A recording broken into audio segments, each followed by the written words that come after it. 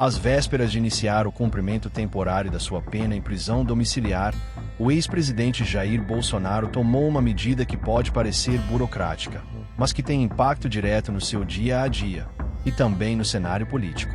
Bolsonaro enviou ao Supremo Tribunal Federal uma lista com os nomes de pessoas autorizadas a visitá-lo, sem necessidade de autorização judicial prévia.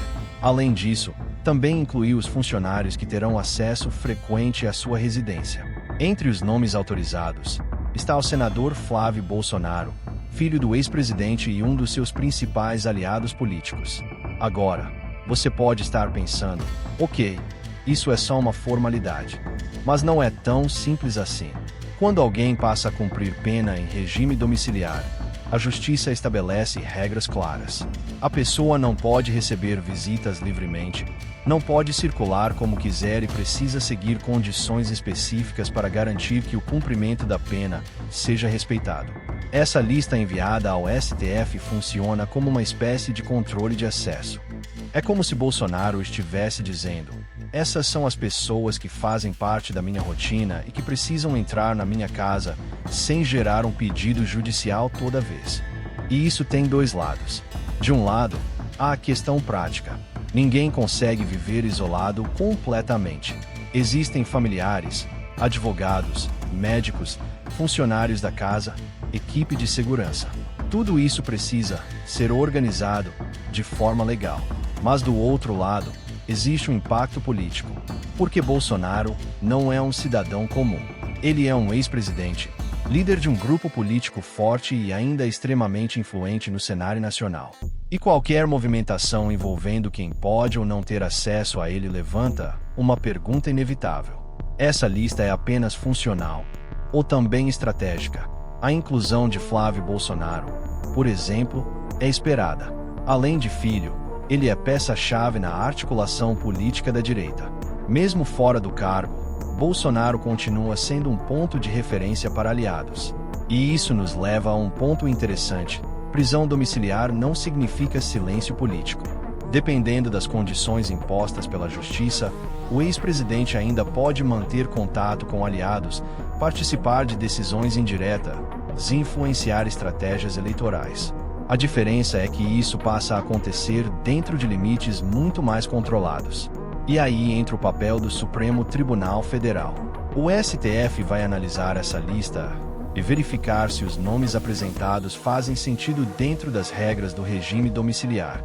Em alguns casos, pode haver restrições, especialmente se houver risco de interferência em investigações ou articulações consideradas inadequadas. Ou seja, não é uma aprovação automática. Outro ponto importante é a inclusão de funcionários. Isso mostra que o pedido não envolve apenas política, mas também logística do dia a dia. Cuidadores, seguranças, equipe doméstica, tudo isso precisa estar regularizado. Porque qualquer pessoa que entre e saia da residência pode, em tese, ser monitorada ou questionada dentro do cumprimento da pena. E aqui aparece um detalhe que pouca gente comenta. Prisão domiciliar é, ao mesmo tempo, mais confortável e mais controlada. Você está em casa, mas sob vigilância. Você tem liberdade limitada, mas com regras rígidas. E qualquer descumprimento pode levar a consequências mais severas. No caso de Bolsonaro, isso ganha ainda mais atenção porque ele já esteve no centro de decisões judiciais relacionadas ao cumprimento de medidas. Então, cada passo agora é observado com lupa. Politicamente, esse movimento também sinaliza algo importante. Bolsonaro continua organizando seu entorno. Ele está definindo quem pode estar próximo, quem participa do seu círculo direto e quem pode ter acesso sem burocracia. Isso ajuda a manter uma estrutura mínima de comunicação e influência. E isso importa, principalmente pensando em 2026.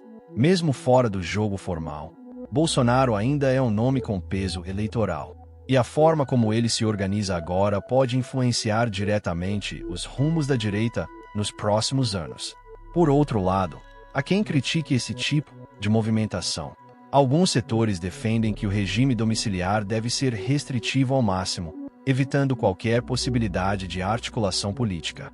Outros argumentam que o direito à convivência familiar e ao funcionamento básico da vida deve ser preservado. E no meio disso tudo, está o STF, tentando equilibrar essas duas coisas. Garantir o cumprimento da pena, sem violar direitos básicos. Na prática, a lista enviada por Bolsonaro é mais do que um documento. É um retrato de como ele pretende viver e talvez atuar nesse novo momento. Menos exposição pública direta, mais articulação nos bastidores, mais controle sobre quem entra e quem sai. E isso levanta uma questão inevitável. Até onde vai a influência de um líder político, mesmo dentro de casa?